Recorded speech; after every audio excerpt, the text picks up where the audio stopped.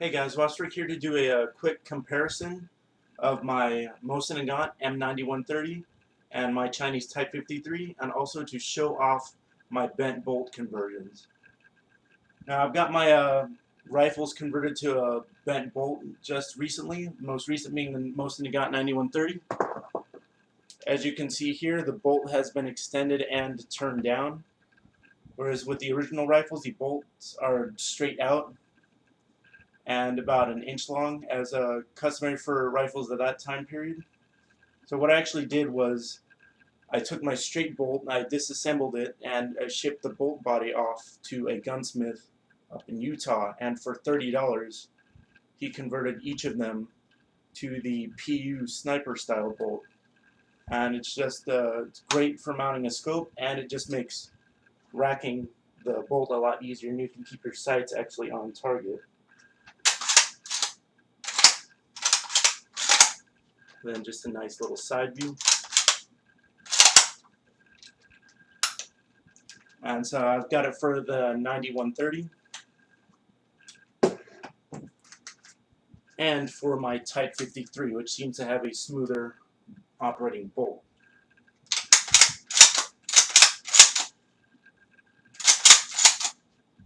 And both of these rifles are unloaded. So I'm just decock the bolt. Now for comparison, there's like a pretty big difference between these rifles. I should have made this video before, but just got around to doing it now. Your standard Mosin Nagant M9130 and the M91 for that matter, they're about 48 inches long, standard, with a 28-inch long barrel. So these are pretty long rifles.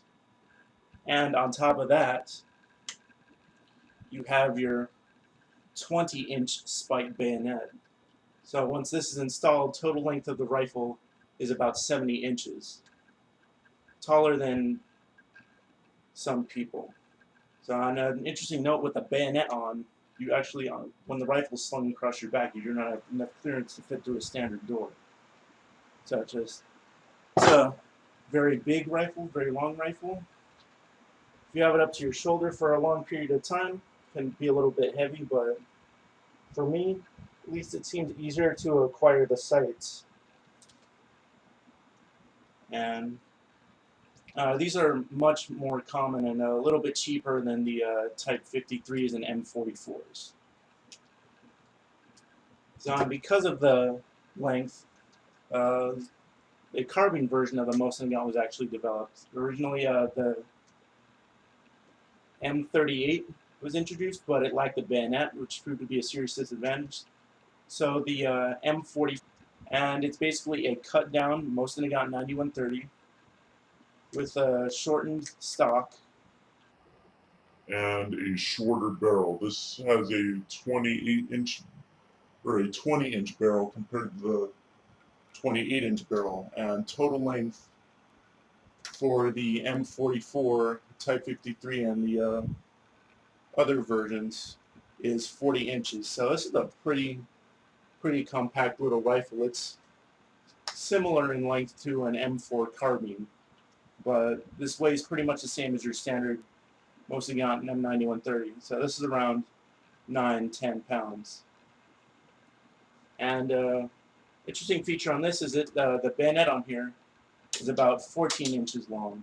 It's a little bit shorter than your M9130 bayonet, but it's still a pretty good hunk of metal. And it just folds to the side when not in use. And just to deploy that, you pull it out. But unlike the M44s on the Chinese Type 53, you can just slap it into place.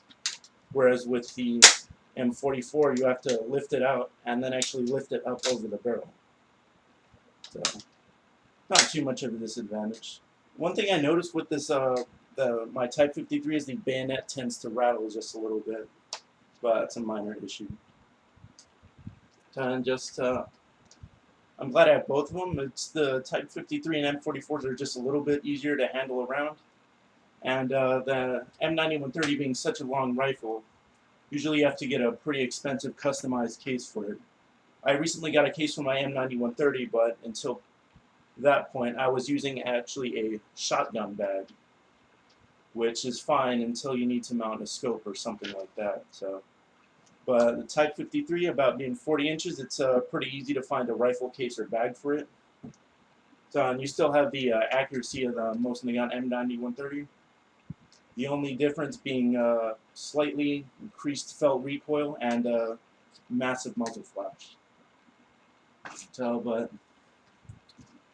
I love my two Mosin Nagants, and just hope you guys like this little video. Please make sure to comment and subscribe if you get the opportunity.